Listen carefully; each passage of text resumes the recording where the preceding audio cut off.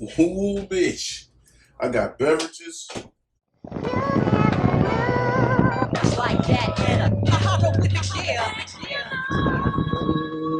It's like that and a hieroglyphic, yeah. Wait, what's up with y'all? How's everybody doing? It's Friday. I know the world is insane, but I'm glad that y'all came back just to chill with me for a minute. You guys have been crushing it in the comments and in the like department. I really appreciate y'all. I can say go share it and everything, but you know what?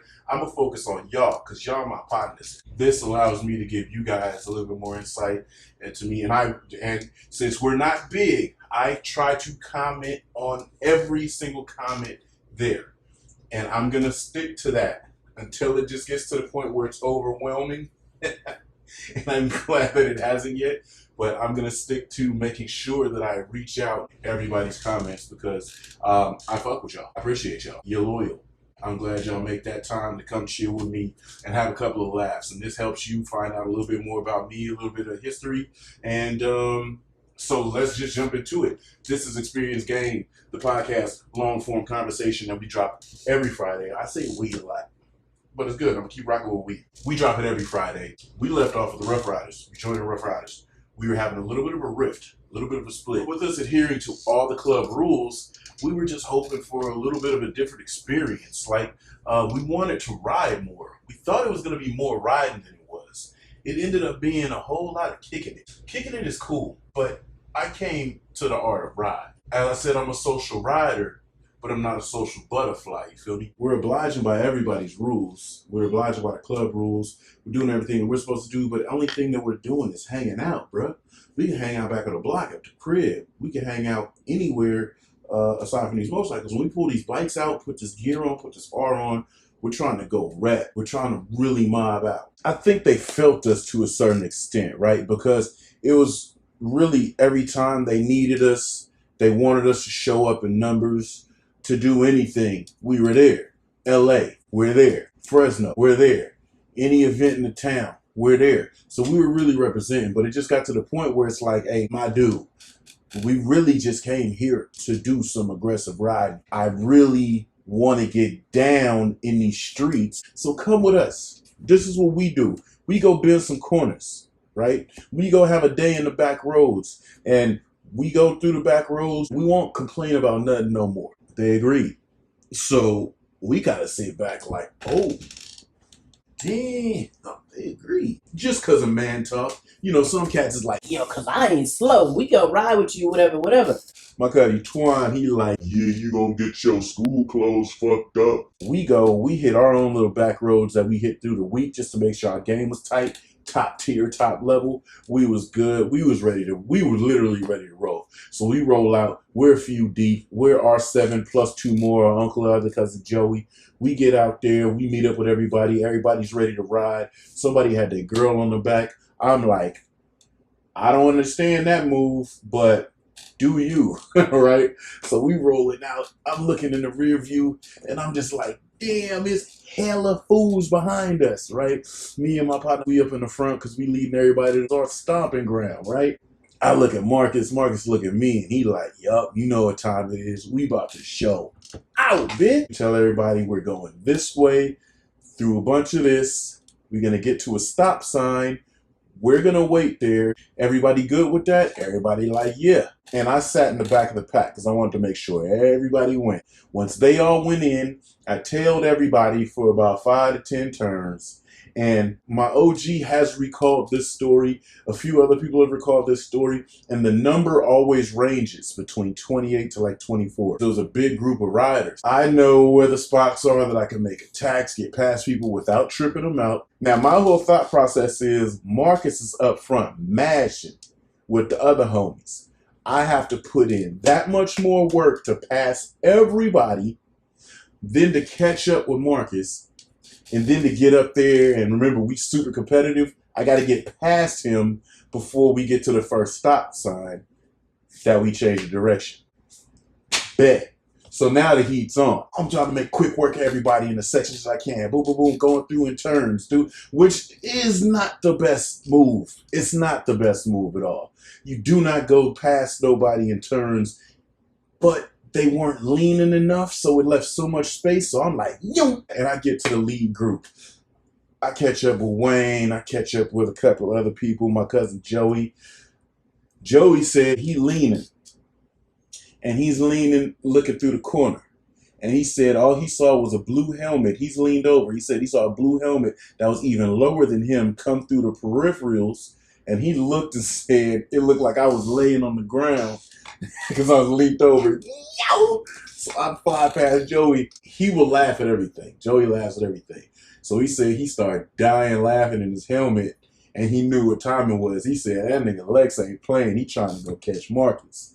So he didn't even try to run me down. He's like, go, because I know what y'all about to go do. We fly through this one corner, and this corner was sketchy.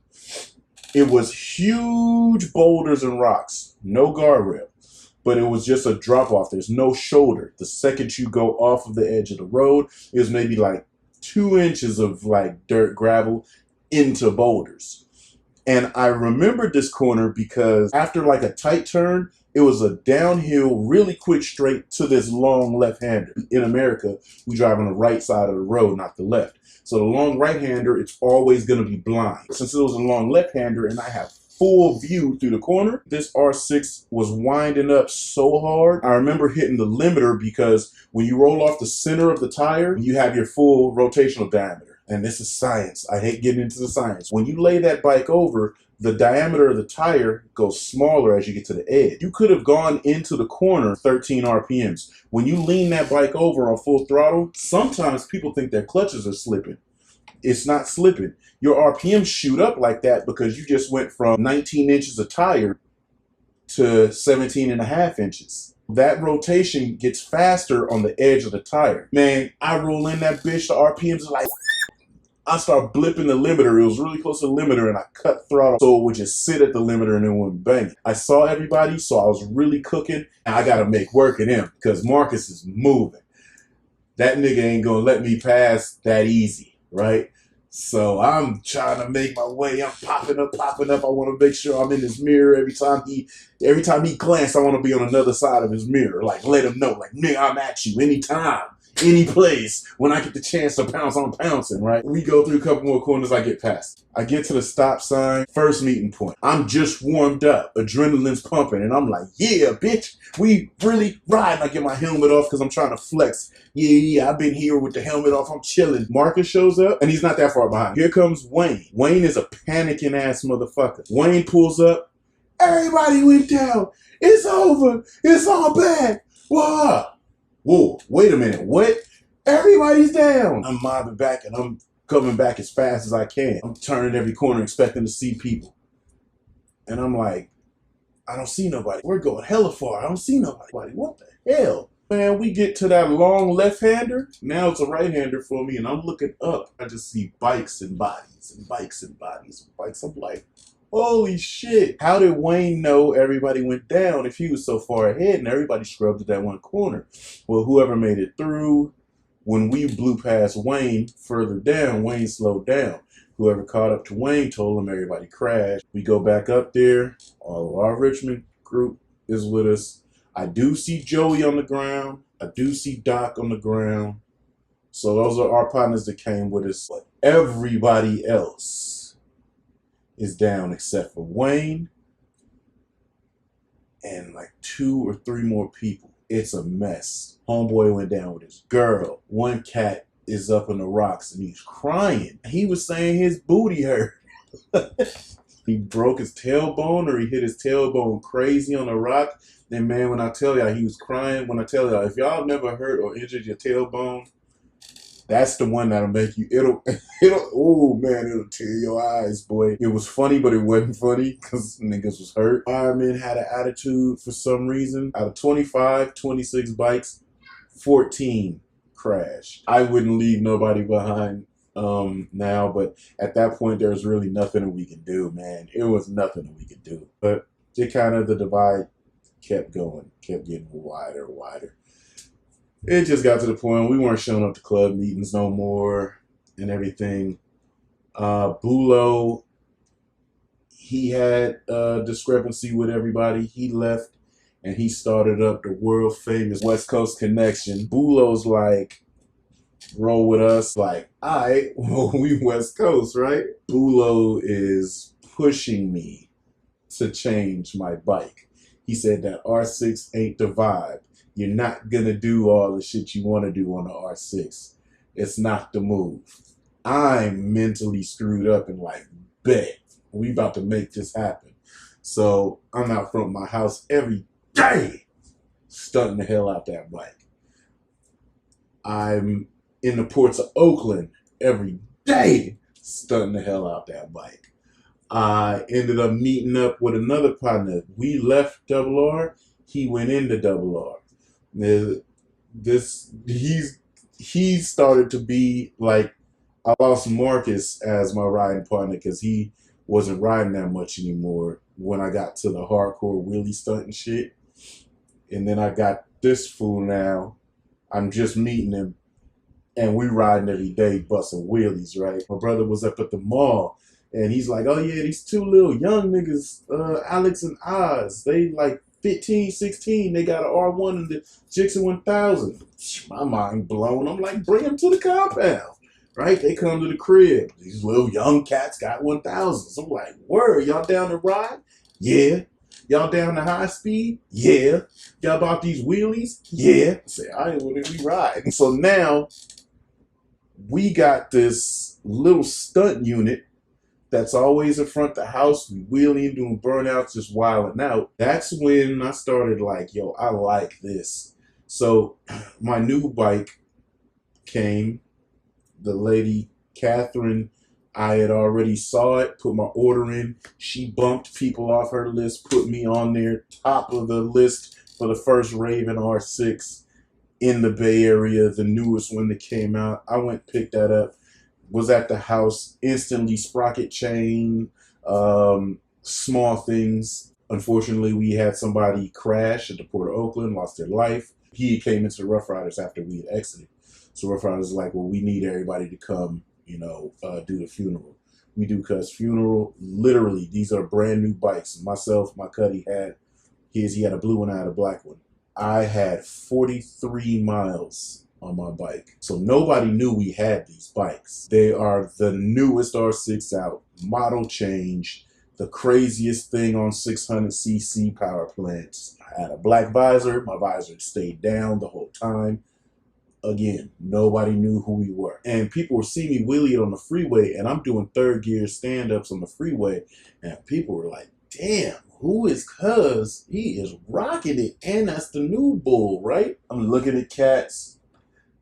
You know what I'm saying? Cats is just like, yo, who is Cuz? He doing work. That's a 600, I swear to God, he's doing like freeway stand-ups at a quick speed, right? One of the other bulls decided he wants to race. He had a Jixon 600. There's a couple of mods on his, but remember, I'm bone stock with chain and sprockets. Pulling on the bull, right? They like, damn, who is that? We get to the Port of Oakland, like I said, we're at 7th Street, everybody's stunting. And I'm doing stand-up wheelies, like real control. And Zine keep looking, and he's like, damn, Cuz hitting it. And as I'm going by, I'm staring at him. Whoa, like I'm showing, I got this on lock now, B. Zine don't know it's me, so I set it down and I'm laughing at myself because every time I'm riding by, I'm looking, I'm like, Cuz it's like looking like, who the fuck is Blood? I pulled up at his feet like, ooh. So he looking like, because I pull up right to his feet. I pop my visor up. Man, the biggest smile came across his face. He like, oh, that's how you feel? Not only am I on the newest motorcycle, I'm still on Yamaha, but everybody told me to get off of it. And now I'm rocking like clean ass wheelies. So it was just pretty funny to,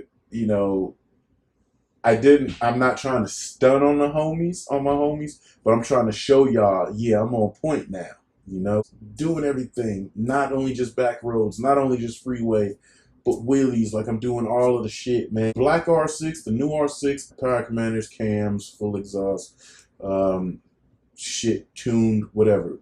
Pretty powerful 600. Really like track oriented, high rev, happy, high power output. But it was just, I just did maximum work on that bike. My other R6, my original R6, because I clapped it up so much, fully tore it down. I'm talking about frame off of motor, frame refurbished, repowder coated. Motor was still good. I painted fairings, did all kind of stuff, changed it up, like literally changed my whole style up on that bike. I was putting a ton into it. There's a video, this is hilarious because my big Cuddy Ham, he tried to jump on my R6 and do a burnout. We were really just chilling. And it's funny because my wife was filming, so she had the night vision on, which really makes it really whited out. But my brother's holding my son, and we was just out front stunting all day. And then I left my bike there, and I let anybody ride my bikes at any time. So this ain't new, me letting people or having a lot of bikes for people to ride. So Ham just get on, and he was about to fire it up and do a burnout. And well, this is what it looked like.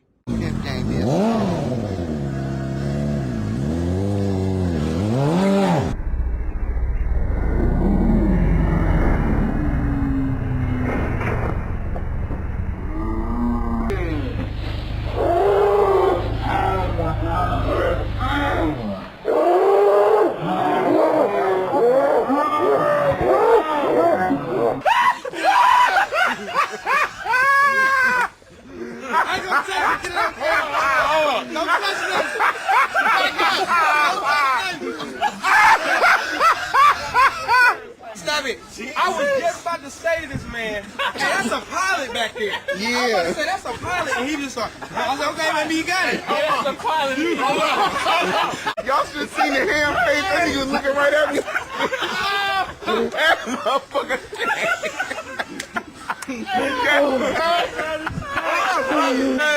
This nigga's face was like this. Hold on.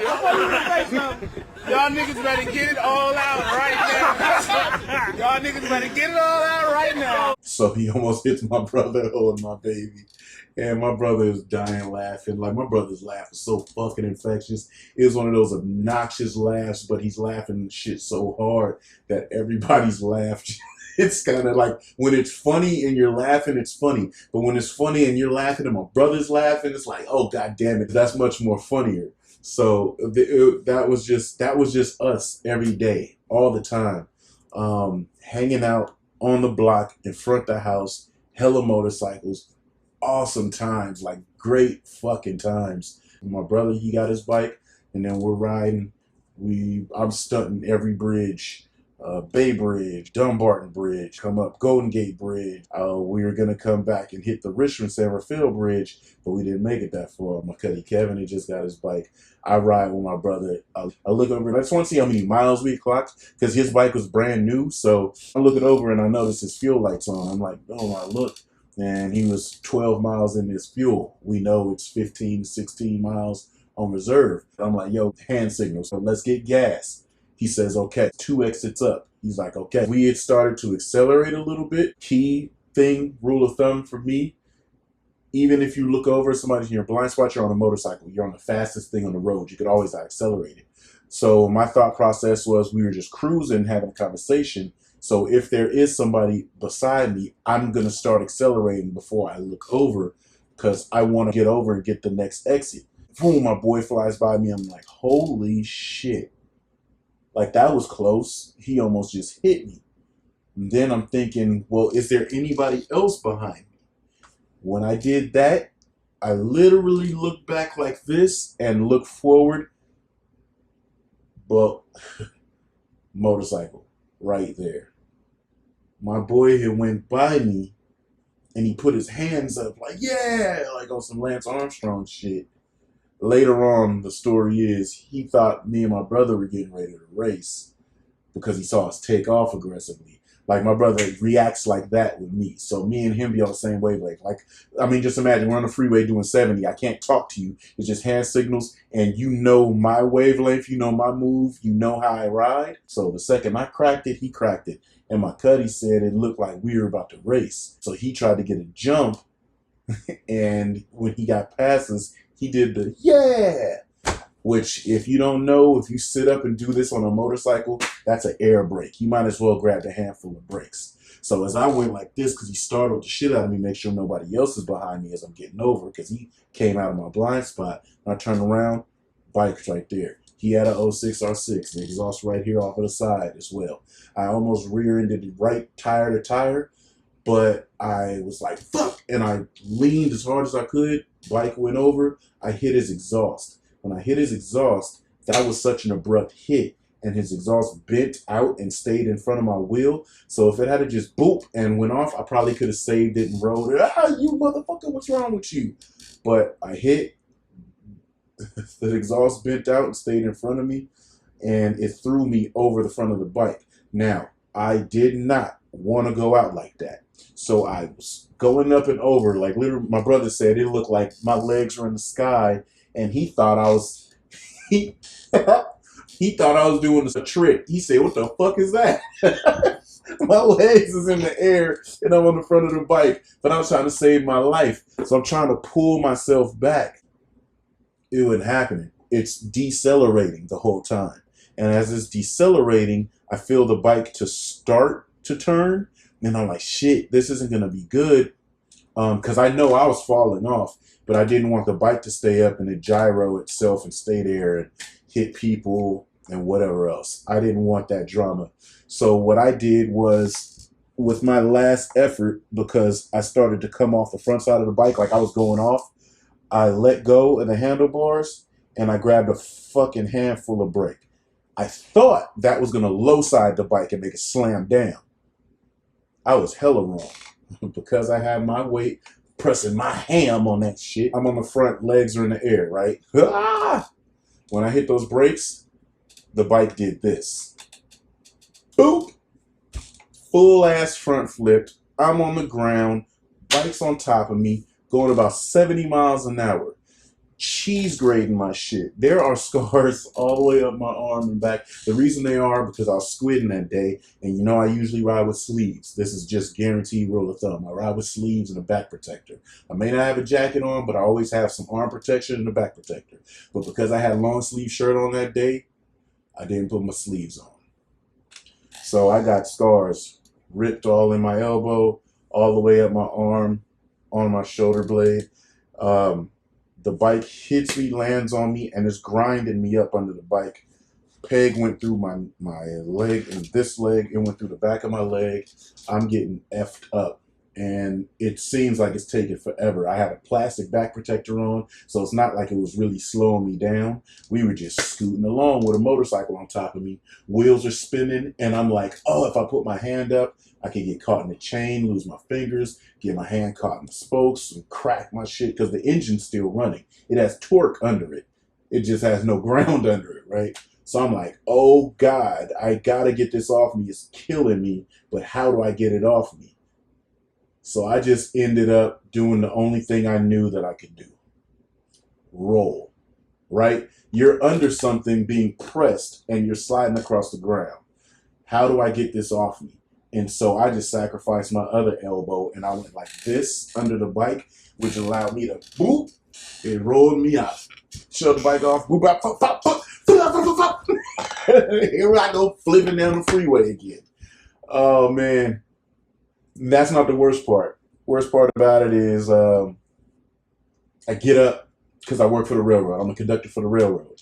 And before we left, I knew I had a certain window that I wasn't working. And about a certain time, they were going to start calling trains. And I have to be available. So I'm frantically looking for my phone. I just had the biggest accident of my life. I think one of my homeboys was like, yo, I get the phone, I find the battery, I put it together, I ain't got no back. Matter of fact, I think I still got the phone. I might still have the phone. I put the back together, I put it on, cut it on, and as soon as I cut the phone on, the second the phone cut on and went through its startup process, the phone rang. This is BNSF trying to contact L. King for an on-duty call. I'm bleeding like shit, standing in the middle of the freeway with cars stopped. I'm accepting that call to go to work. I have to. My homeboys pick my bike up. It's not leaking, thank God. They get it through a crack in the fence. It's right by the Safeway on 101 where the Porsche dealership is now. We get the bike through the crack in the fence because the main thing was get off of the freeway before the cops come. We get off. Everybody goes through that crack. We get gas. So the second we go up the street to get back on the freeway, it was cops. The CHP was all over there looking for the accident. There was bike pieces there. It looked like an accident. Nobody was there. Here we go on the freeway. Now I'm pushing and I'm holding pieces of fairings on because it was just flopping. My bike was in the worst way. I didn't even have a tail on the back of the bike no more because it just started flipping when I threw it off me. I'm holding shit. I'm stinging. I'm burning. My arms is all messed up. We pushed to the house. My boys was laughing because they said my clothes was Pirates of the Caribbean style, just flapping. And my fairings was flapping. There was shit just constantly falling off the bike because it was so broken. And we got to the house. I don't even think I put the kickstand down. I just rolled up in the grass, ghost rode that bitch, and I walked inside. My wife's like, "What's wrong?" Everybody's picking up my bike like, "Yo, he's fucked up." My wife's like, what do you mean? What do you mean? He just got destroyed. Wait, he's hurt? It was just like, yup. So I go in, I change clothes, and I'm getting ready for work. And she's like, wait. She runs inside. Yo, you're fucked up. I'm like, bad. She's looking like, oh my God. Starts going in, peroxiding the boy up, cleaning me up. But I'm in such a bad way, like that didn't help. And I went to work. And so on that bombshell, that's going to be it for this one, man. We're going to proceed with that on the last stage. So I'll catch back up with y'all on that, man. Thank y'all for joining. Leave some comments, man. Tell me, what was your worst motorcycle experience? What was your worst crash? Have you guys had one yet? Did you pick yourself back up and continue with the bikes? I mean, I want to know because I know there's more machines out there than me. And I'm a Leo, and I've got 9 lives, but I'm pretty sure I've run through quite a few of them. So anyway, man, that's going to be it, man. Thank y'all for joining me, man. Drop a like if you enjoy the story time situations, man. This is Experience Game, the podcast, long-form conversation, chilling with your boys. We're quarantine kings. Well, now we're, I don't know, now we're the purge kings now because it's the fucking purge outside. So stay inside, we're safe with your boy. Like and subscribe, drop the comments down below, man, and let's do it again next Friday, all right? 2 up.